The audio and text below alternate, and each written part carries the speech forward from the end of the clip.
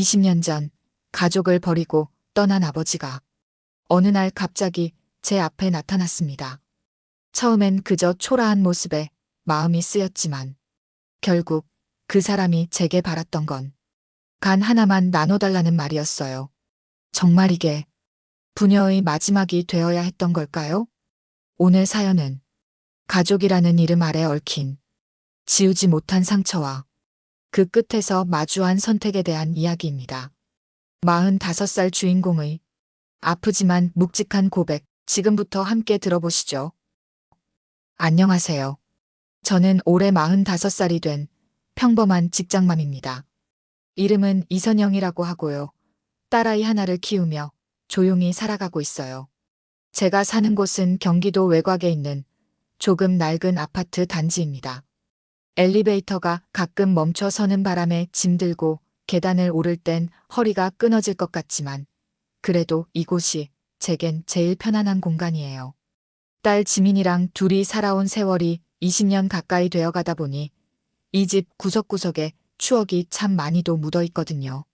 제가 다니는 직장은 중소기업 사무실인데 출근하면 늘 맨 먼저 커피포트부터 올립니다. 별거 아닌 일 같아도 그 커피 냄새에 하루가 시작됐다는 기분이 들거든요. 일은 반복적이고 단조롭지만 이상하게 그게 저한텐 안정이었어요. 적어도 누구 눈치 볼 일도 불안해할 일도 없으니까요. 딸아인 올해 21살, 이제 막 대학교 3학년에 올라갔어요. 크게 욕심부리지 않고 시내에서 자취하며 알바도 틈틈이 하고 있죠. 가끔 놀러 온다며 집에 들렀을 땐 냉장고부터 열고 엄마, 이거 아직 유통기한 안 지났지? 하며 낄낄대고요. 그럴 땐 웃으면서도 속으론 괜히 짠해지곤 해요. 어린 나이에 아빠 없는 집에서 자란 게 늘 미안했거든요. 지민 아빠는 지민이 3살 되던 해에 저희를 떠났어요. 정확히 말하면 저희 아빠 때문에 떠났어요. 예전에 저희 아빠가 사업한다고 대출을 끌어다 쓰고 지민 아빠 명의로도 이것저것 벌리다가 잠수를 타버렸어요. 제 남편은 졸지에 빚쟁이가 되고 저에게 그 화풀이를 하다가 떠났어요. 그래서 저는 아빠가 너무나 미웠죠. 20년 전 너무나 무책임하게 저희에게 빚을 안기고 떠나버렸으니까요. 지민이는 그렇게 갑자기 아빠도 없고 할아버지도 없는 환경에서 자라게 되었어요. 연락 끊기고 20년이 넘었습니다. 처음엔 진짜 밥이 안 넘어가더라고요. 애 키우면서 일하고 또 울고 또 버텨내고 그렇게 버틴 시간이 이젠 익숙함이 돼버렸나 봅니다. 요즘은 주말만 되면 지민이랑 시장에 가서 과일도 사고 닭볶음탕 재료도 사고 그래요. 집에 와서 둘이 앉아 먹으면서 드라마 보면 그게 제일 행복한 시간이에요. 남들은 별거 아닌 일상이라 하겠지만 저에겐 아주 소중한 하루하루거든요. 정말 아무 일 없이 평온했어요. 그날 그 사람이 다시 나타나기 전까지는요. 그날도 평소처럼 퇴근길이었어요. 늘 걷던 그 길, 늘 보던 풍경. 바람이 불긴 했지만 코끝 시리게 추운 날은 아니었고요. 귀에 이어폰 꽂고 지민이랑 카톡 주고받으며 집으로 향하고 있었죠. 그런데 아파트 입구 쪽 벤치에 누가 앉아 있는 게 보이더라고요. 밤이라 어둡긴 했지만 낡은 점퍼에 목까지 올린 채 웅크린 모습이 어딘가 익숙하다 싶었어요. 그 순간 괜히 가슴이 철렁 내려앉더군요. 왜 그랬는지는 몰라요. 그냥 이상하게 심장이 먼저 반응했어요. 지나치려던 찰나 그 사람이 갑자기 고개를 들고 저를 봤습니다. 눈이 마주쳤고 저는 본능적으로 멈춰섰어요. 그리고 들려왔습니다. 선영아, 나야. 아버지다. 순간 머릿속이 하얘지더군요. 그 목소리, 그 톤 너무 낯익었어요. 분명히 잊었다고 생각했는데 그 소리 하나에 20년 전 기억이 다 살아나더라고요. 아빠가 집을 나간 이후 한 번도 들어본 적 없던 그 목소리. 뭐라고요? 저도 모르게 되물었습니다. 그 사람은 잠깐 눈을 내리깔더니 다시 절 보며 말했어요. 내가 잘못했다. 보고 싶었다. 이해할 수 없었어요. 왜 이제 와서? 무슨 낯짝으로? 저 사람 잘못 보셨어요. 그렇게 말하고 고개를 돌려버렸습니다. 계단을 올라가면서 손이 덜덜 떨렸어요. 엘리베이터는 고장 나 있었고 다리에 힘은 풀리는데 숨은 가빠지고 현관문 앞에 서서도 한참을 멍하니 서 있었죠. 집 안에 들어오자마자 가방을 내려놓고 소파에 털썩 주저앉았어요. 가슴이 쿵쾅대서 진정이 안 되더라고요. 20년이었어요. 그 사람은 딱 20년 동안 아무 연락도 안부도 없이 사라졌던 사람입니다. 제가 친정에 도움도 못 받고 아이 하나 키우느라 어떤 고생을 했는지 월세 밀려서 집주인한테 쫓겨날 뻔했던 그 시절을 모르는 사람이에요. 근데 그 사람이 아무렇지 않게 선영하라며 나타났습니다. 그날 밤 잠이 오지 않았어요. 머릿속이 복잡해서 아무 생각도 안 나는 상태인데 눈만 떠 있는 거 있죠. 창밖을 보는데 달이 참 환하더라고요. 괜히 울컥하더라고요. 이상하죠? 분명히 미워했는데 그 사람을 미워하고 살았는데 왜 그 얼굴을 보고 나니 심장이 저릿했던 걸까요? 그 사람은 정말 왜 이제야 나타난 걸까요? 며칠을 고민했습니다. 그날 밤 이후로 그 사람은 다시 제 앞에 나타나지 않았지만 그 얼굴과 목소리는 자꾸만 머릿속을 맴돌았어요. 정말 그 사람이었을까? 왜 하필 지금 나타난 걸까? 처음엔 그저 착각일 거라 믿고 싶었어요. 근데 이상하게 시간이 지나도 가슴이 무겁게 짓눌리는 거예요. 잊었다고 믿었던 감정들이 그날 벤치 앞에서 갑자기 깨어난 것 같았거든요. 결국 저는 용기를 내서 다시 그 자리를 찾아갔습니다. 정말 바보 같았죠. 혹시나 하는 마음에 혹시 아직도 거기 있지 않을까 싶어서요. 놀랍게도 그 사람은 거기 있었습니다. 멀쩡히 앉아 있다기보단 거의 지쳐 쓰러질 듯 웅크린 모습이었지만요. 밥은 드셨어요? 제 입에서 나온 말이 저 스스로도 어이가 없었어요. 그 사람은 고개를 들더니 약간 놀란 눈빛으로 절 봤습니다. 나 굶진 않아. 고맙다. 근처에 김치찌개 맛있는 데 있어요. 같이 가요. 그렇게 20년 만에 그 사람과 마주 앉아 밥을 먹게 됐습니다. 밥 한 술 넘기는데 속이 뜨끈해지는 것도 잠시. 손이 자꾸 떨리더군요. 화가 나서인지 슬퍼서인지 잘 모르겠더라고요. 집에 돌아오자마자 지민이가 묻더군요. 엄마, 어디 갔다 왔어? 응. 그냥 바람 좀 쐬고 왔어. 무슨 일 있어? 얼굴 왜 그래? 아니야. 별일 아니야. 그렇게 넘기려 했는데 제 폰에 저장된 통화 기록이 화근이었는지 지민이가 며칠 뒤 제 핸드폰으로 온 전화를 받고 말았어요. 그리고 모든 걸 알게 됐습니다. 엄마, 할아버지 다시 만난 거야? 지민이의 표정은 평소랑 달랐습니다. 화가 나면서도 믿을 수 없다는 눈빛이었죠. 지민아, 그게 엄마, 그 사람이 우리한테 무슨 짓 했는데 엄마 그때 어떻게 버틴지 내가 다 봤어. 나도 기억나. 그런 사람한테 밥을 사주고 말을 섞고 그게 엄마 맞아? 아이의 목소리는 떨리고 있었습니다. 울분, 분노, 실망 그리고 두려움. 마치 엄마가 또 상처받을까봐 그걸 막고 싶은 마음이 다 섞여 있었어요. 저는 무슨 말을 해야 할지 몰랐습니다. 정말 아무 말도 못하겠더라고요. 그냥 마음이 그랬어. 사람이 그렇게 초라해진 걸 보니까 차마 모른 척 못하겠더라. 지민이는 조용히 고개를 돌리더니 한참 후에 말했습니다. 엄마, 난 그 사람 용서 못해. 그리고 엄마가 또 상처받는 것도 더는 못 봐. 그날 밤 지민이 방문을 조용히 닫고 들어가는 모습을 보며 저는 거실에 멍하니 앉아 있었습니다.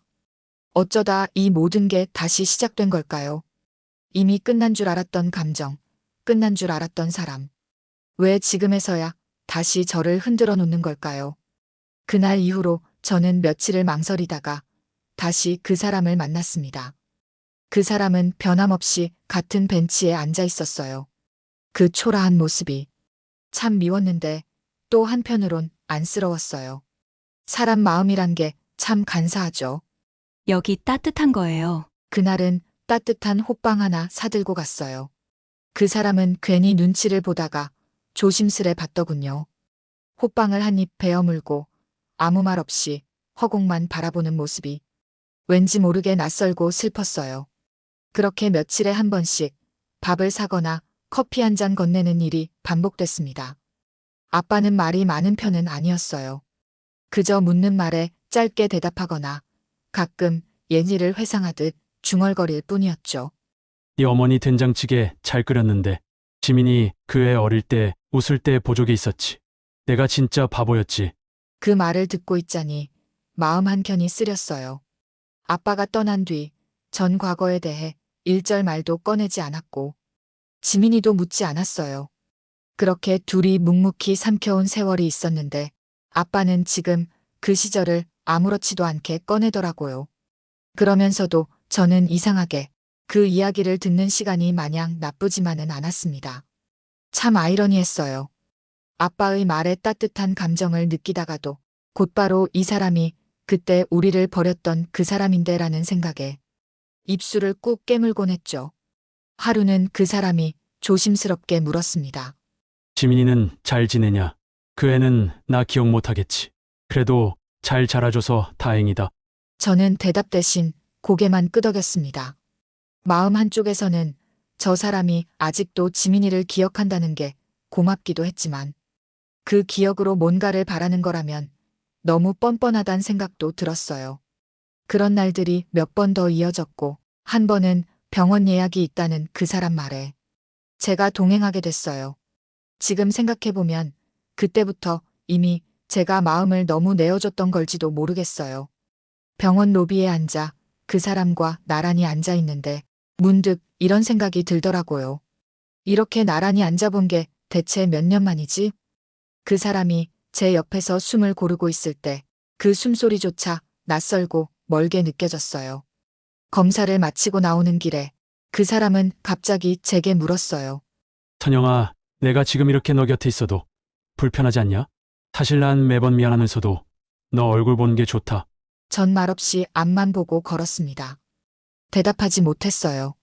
왜냐면 저 자신도 그 감정을 모르겠더라고요. 좋은 건지, 불편한 건지, 안쓰러운 건지, 분노인지. 그저 한 가지는 분명했어요. 그 사람과의 이 시간들이 편하지만은 않다는 것. 그리고 너무 늦었다는 것. 그날도 병원에 같이 다녀오는 길이었습니다. 아버지는 여전히 힘없는 걸음으로 제 옆을 느릿하게 따라왔어요. 말수가 줄어든 건 언제부턴가 익숙해졌고 저 역시 무슨 말을 해야 할지 몰라 조용히 걷기만 했습니다. 가을바람이 꽤 차가워진 날이었어요. 햇빛은 따사롭지만 그 속에선 이상하게 싸늘한 기운이 돌았어요. 그 기운이 단순히 날씨 탓만은 아니라는 걸 곧 알게 됐습니다. 버스를 기다리던 그 잠깐의 침묵 속에서 아버지는 무릎 위에 손을 올린 채 한참을 망설이더니 입을 열었습니다. 선영아, 혹시 말인데 응. 네가 간 좀 검사해 볼 수 있을까? 그 순간 시간도 공기도 제 심장도 전부 멈춘 것 같았어요. 귀를 의심했지만 그 목소리는 분명했고 그 표정은 너무도 진지했습니다. 지금 뭐라고 하셨어요? 그게 간 이식 말이다. 내 상태가 좀 심각해서 담당 의사가 그러는데 가족이 맞으면 가능성이 높다고 해서. 심장이 뚝 하고 내려앉는 느낌. 식은땀이 등에 훅 끼쳤고 손끝이 저릿하게 떨리기 시작했어요. 그동안 괜히 마음 쓰고 괜히 같이 병원 다니고 괜히 따뜻한 말 들어주고 그 모든 순간이 한순간에 부질없이 무너졌습니다. 그래서 그 말 하려고 지금까지 나랑 밥 먹고 말 섞은 거예요? 아니야, 그런 건 아니야. 나는 그냥 네 얼굴 보고 싶어서. 정말이다, 선영아. 웃기지 마요. 그럴 거면 애초에 이름 말하지 말고 바로 수술 얘기나 하지 그랬어요. 어차피 간만 필요한 거 아니었어요? 버스 정류장에 앉아있던 사람들의 시선이 느껴졌지만 그땐 아무것도 신경 쓰이지 않았습니다. 제 안에서 끓어오르던 분노가 제 말보다 먼저 얼굴로 쏟아져 나오고 있었거든요. 아버지는 아무 말 없이 고개를 숙였습니다. 말을 더 하려는 듯 입술을 달싹였지만 그 어떤 말도 위로가 되지 않을 거란 걸 알고 있었겠죠. 집에 돌아오는 길 두 다리가 천근만근 무겁더군요. 현관문을 열고 들어오자마자 저는 거실 바닥에 털썩 주저앉았습니다. 무릎을 끌어안고 한참을 울었어요. 속이 울렁거리고 숨이 턱 막히고 머릿속은 하얘지는데 감정은 까맣게 타들어갔습니다. 제가 또 속았더라고요. 정이란 게 얼마나 어리석은 건지, 누군가를 믿는 게 얼마나 무서운 일인지. 이번에도 몸으로 겪고 말았습니다. 지민이에게는 말하지 못했습니다. 아니, 차마 말할 수 없었어요. 그 아이가 알게 되면 어떤 반응을 보일지 너무 뻔했거든요. 이미 한 번 화를 냈던 아이인데 이번엔 아예 절버릴지도 모르겠다는 생각이 들 정도였어요. 그날 밤 혼자 부엌 싱크대 앞에 서서 물을 틀고 한참을 멍하니 서 있었습니다. 물소리가 시끄럽게 들리는데도 제 마음속은 더 어지러웠어요. 사람 마음 가지고 장난치면 안 되는데 저 사람은 여전히 그대로구나. 그제야 확신이 들었습니다. 그 사람은 변하지 않았다는 걸. 다만 저만 다시 마음을 내줬던 거죠. 그날 밤 저는 아무 말 없이 휴대폰을 꺼뒀습니다. 회사에서 보낸 메일도 지민이 보낸 카톡도 그 어떤 것도 볼 자신이 없었어요. 누군가에게 털어놓고 싶었지만 지민이만큼은 아니었어요. 그 아이는 이미 충분히 많은 상처를 겪었고 이번 일까지 알게 되면 아예 제게 등을 돌릴지도 모른다는 생각이 들었거든요. 하지만 세상 일이 늘 제 뜻대로만 되진 않더라고요. 다음 날 저녁 지민이 갑자기 집으로 찾아왔습니다. 대문을 열자마자 그 아이 눈빛이 달라져 있었어요. 뭔가 알고 있다는 느낌이 들었죠. 엄마, 그 사람. 간 이식 받으려고 온 거야? 순간 심장이 턱 막혔습니다. 지민이는 어떻게 알았는지 모든 것을 알고 있었습니다. 숨도 못 쉬겠더라고요. 지민아, 그건 그냥 검사해보자는 말이었지. 검사. 엄마가 병원까지 같이 다녀준 것도 그 사람이 다 계획한 거였어? 지민이의 목소리는 떨리고 있었습니다. 울고 싶어서가 아니라 화가 너무 나서. 그 아이의 얼굴은 분명 상처투성이었어요. 말은 하지 않아도 가슴 깊숙한 데서 뭔가가 부글부글 끓고 있다는 게 느껴졌어요. 엄마, 왜 그래요? 엄마, 왜 또 그런 사람이랑 엮여서 또 그렇게 착하게 굴어요? 그 사람이 엄마한테 뭐라도 해줬어요? 우리 두고 도망친 사람이잖아요. 저는 입을 때려다 결국 말을 잇지 못했습니다. 그 아이 말이 다 맞았거든요. 제가 변명할 수 있는 여지가 없었어요. 지민아, 그냥 그 사람이 너무 초라해 보여서 그래서 마음이 쓰였어. 그게 죄는 아니잖아. 지민이는 고개를 절레절레 흔들며 말했습니다. 엄마가 마음이 약해서 자꾸 그러는 거잖아. 근데 이제 그런 마음 쓰지 마. 그 사람은 엄마 이용하려는 거야. 간이 필요하니까 찾아온 거라고. 그 한마디에 저도 결국 무너졌습니다. 나도 알아. 나도 다 안다고. 근데 나도 사람인데 그렇게 페인처럼 변한 얼굴을 보니까 마음이 안 움직일 수가 없었다고. 제 목소리는 떨렸고 두 눈에는 눈물이 고여 있었습니다. 지민이는 말없이 절 바라보다가 천천히 다가와 저를 안았습니다. 엄마 마음 알아? 근데 엄마, 그런 사람보다 나 먼저 생각해줘. 나는 엄마가 상처받는 거 보기 싫어. 그 말에 저는 결국 엉엉 울고 말았어요. 이제껏 꽁꽁 감춰뒀던 분노, 억울함, 미련. 그 모든 게 터져버렸습니다. 나는 왜 또 흔들렸을까? 왜 또 기대하고, 또 바라고, 또 마음을 줬을까? 정말이지. 사람이란 존재는 미련을 떨쳐내는 게 제일 어렵다는 걸. 그날 밤 절실히 느꼈습니다. 며칠을 버텼어요. 아무 연락도 안 하고, 병원에도 안 가고, 그냥 모른 척하며 일상에 집중하려고 애썼습니다. 출근해서는 일에 매달렸고, 퇴근하고 돌아오면 TV만 켜놓고 멍하니 앉아 있었어요. 지민이는 눈치를 보다가도 더 이상 묻지 않았고요. 그 애도 이제 더 말하고 싶지 않았던 거겠죠. 근데요, 이상하죠.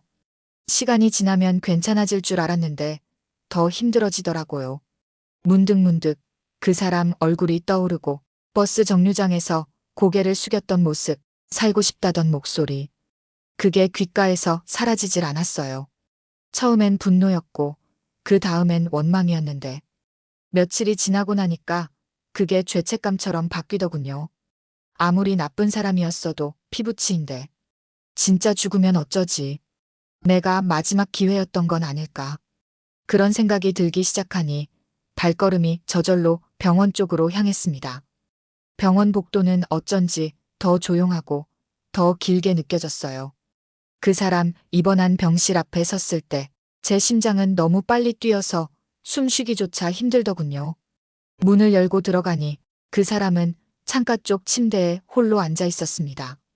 옆에는 아무도 없었고 TV도 꺼져 있었고 한 손에는 링거줄이 매달려 있었고 다른 손으로는 무릎을 감싸쥐고 있었어요. 제가 문을 닫는 소리에 고개를 들더니 눈을 크게 떴습니다. 왔구나. 그 사람은 웃으려 했지만 입꼬리만 올라갈 뿐. 눈빛은 어딘가 텅 비어 있었어요. 몸은 좀 어떠세요? 저도 모르게 그런 말이 먼저 튀어나왔습니다. 그 사람은 고개를 끄덕이며 대답했어요. 조금 버티고 있어. 이제는 뭐 버티는 것밖에 없지. 그 말이 어찌나 쓸쓸하게 들리던지 가슴 한가운데가 스르르 아려왔어요. 잠시 침묵이 흘렀고 그 사람은 무겁게 입을 열었습니다. 네가 병원 안 오니까 역시 내가 또 실수했구나 싶었어. 근데 솔직히 말하면 그 말 꺼내는 순간부터 무섭더라. 네가 2번 다시 안 올까 봐. 저는 입술을 꾹 다물고 그를 바라봤습니다. 네 엄마가 떠난 뒤로 난 인생을 포기했었어. 근데 네가 그렇게 밥도 사주고 병원도 같이 와주고 그 시간이 나한텐 너무 따뜻했어. 간이 필요해서 그런 척한 게 아니라 진짜 그랬어. 그 순간 눈물이 핑 돌았어요. 그 말이 진심이든 아니든 그 사람의 표정은 정말 마지막을 준비하는 사람처럼 보였거든요. 죄송해요. 전 제 삶을 지켜야겠어요. 그 사람은 고개를 끄덕이며 말했습니다. 그럴 줄 알았어. 그래도 와줘서 고맙다. 네 얼굴도 한번 봐서 난 그걸로 됐다. 저는 더는 아무 말도 하지 못하고 그저 잠깐 고개를 숙였다가 조용히 병실을 나왔습니다. 그날 병원 문을 나서는 발걸음이 그렇게 무거울 수가 없더군요. 후회는 없다고 마음은 정했다고 생각했는데 어쩐지 자꾸 눈물이 흘렀어요. 병실을 나와 복도를 걷는데 발걸음이 생각보다 더 무겁더군요. 엉뚱하게도 왜 이렇게 바닥이 미끄럽지 하는 생각이 들 정도였어요. 마음속에서 뭔가가 무너진 건지 시야가 뿌옇게 흐려졌는지도 몰라요. 하지만 그때부터 저는 결심했습니다. 다시는 흔들리지 말자고. 그 사람에게 할 수 있는 마지막 배려는 다 했다고 생각했어요. 더 이상 내 감정을 자책하지 말자. 그렇게 저를 설득하며 집으로 돌아왔습니다. 그날 밤은 이상하리만큼 조용했어요. TV도 안 켰고 휴대폰도 멀리 치워뒀고 그냥 가만히 누워 천장만 바라봤습니다. 지민이는 아직 집에 안 들어왔고 집안엔 발자국 소리조차 들리지 않았어요. 그런 고요함 속에서 제 안에서 웅크리고 있던 무언가가 조용히 울고 있었어요. 며칠이 지난 아침 회사에 출근해 커피포트를 올리고 컴퓨터를 켜려던 찰나 모르는 번호로 전화가 걸려왔습니다. 이선영 씨 맞으시죠? 이대성 환자 보호자분이시죠? 네, 맞습니다. 죄송하지만 오늘 새벽 돌아가셨습니다. 순간 전화기 너머로 들려오는 소리가 멀게 느껴졌어요. 직접 제 귀로 들었는데도 이해가 되질 않았어요. 돌아가셨다는 말이 이렇게 쉽게, 이렇게 조용하게 들릴 수도 있는 건가 싶더라고요. 그 자리에서 아무 말도 못하고 한참을 가만히 있었습니다. 전화기를 내려놓고도 한참 동안 움직일 수가 없었어요. 눈물이 나오지 않았습니다. 미안하다고도 슬프다고도 느껴지지 않았어요. 대신 가슴 한복판이 텅 비어버린 느낌이었어요. 마치 오랜 시간 눌러왔던 돌덩이가 갑자기 사라져 허전한데 어딘가 시원하기도 했어요. 그날 퇴근 후 지민이에게 모든 걸 말했어요. 할아버지가 새벽에 세상을 떠났다고, 그리고 내가 그 사람을 끝까지 외면했다고. 지민이는 제 말을 조용히 듣고는 잠시 동안 아무 말 없이 앉아 있었어요. 그러다 고개를 끄덕이며 말하더군요. 엄마 잘했어요. 정말 그렇게 생각해? 응. 엄마가 그 사람 받아줬으면 난 엄마를 이해 못했을 거야. 그 사람은 자기가 버린 사람한테 마지막까지 기대려고 한 거잖아. 지민이의 말은 제게 가장 단단한 위로였어요. 딸에게 인정받았다는 사실이 내가 내린 결정을 조금은 덜 무겁게 만들어줬거든요. 하지만 마음 한구석 아주 깊은 곳에선 씁쓸함이 고였습니다. 그 사람이 떠났다는 게 이제 정말 다시는 마주하지 않을 거란 사실이 참 이상하게도 실감이 안 났어요. 지금도 가끔 버스 정류장 앞 벤치를 지날 때면 괜히 그 자리를 힐끔 보게 됩니다. 없다는 걸 알면서도 말이에요. 그렇게 또 하나의 관계가 끝이 났습니다. 피로 맺어진 인연도 때로는 끝낼 수밖에 없다는 걸 저는 그 사람을 통해 아주 천천히 아주 쓰게 배웠습니다.